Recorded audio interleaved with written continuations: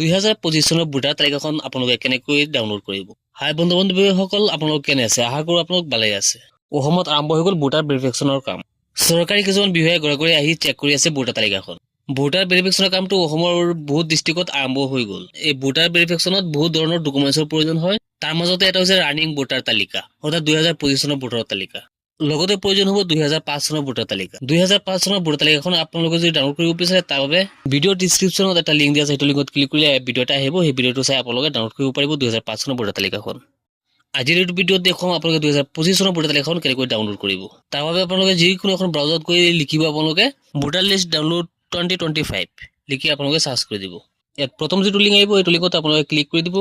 Chief electoral officer Assam, ইয়াত আপোনালোকে click কৰি দিব। এই পেজটো অহাৰ পিছত 3 নম্বৰত যিটো আছে PDF ইলেক্টৰেল ৰুল, ইয়াত আপোনালোকে ক্লিক কৰি দিব। ইয়াত আপোনালোকে চাব পাৰিব দুটা অপশ্যন দিয়া আছে, এটা আছে 2005 আৰু 2025।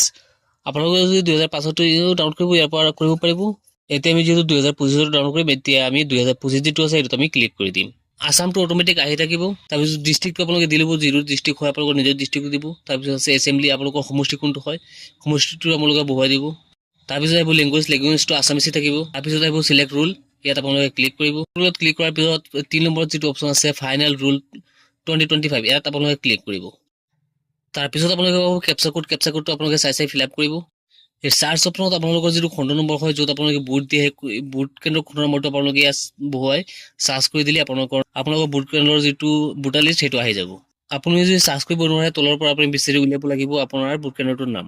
ডাউনলোড PDF-ত আমি ক্লিক কৰি দিম। এয়া আপোনালোকে চাব পাৰে যে ডাউনলোড হোৱা আৰম্ভ হৈ গ'ল। এতিয়া মোৰ ভোটাৰ তালিকাখন ডাউনলোড হৈ গ'ল। এতিয়া আমি ডাউনলোডৰ পৰা আপোনালোকক দেখুৱাম। আমি এইটো অপেন কৰি এয়া ডাউনলোড হৈ গ'ল। আপোনালোকে চাব পাৰে যে ভোটাৰ তালিকা 2025 এনেকৈ আপুনি অতি সহজতে ভোটাৰ তালিকাখন আপোনালোকে ডাউনলোড কৰি ল'ব পাৰিব 2025 চনত। ভিডিঅ'টোৰ পৰা যদি উপকৃত হৈছে তেনেহ'লে এটা শ্বেয়াৰ মাৰি দিব, আৰু যদি ইউটিউবত চাইছে ছাবস্ক্ৰাইব কৰিব, আৰু যদি ফেচবুকত চাইছে তেনেহ'লে ফ'ল' কৰিব।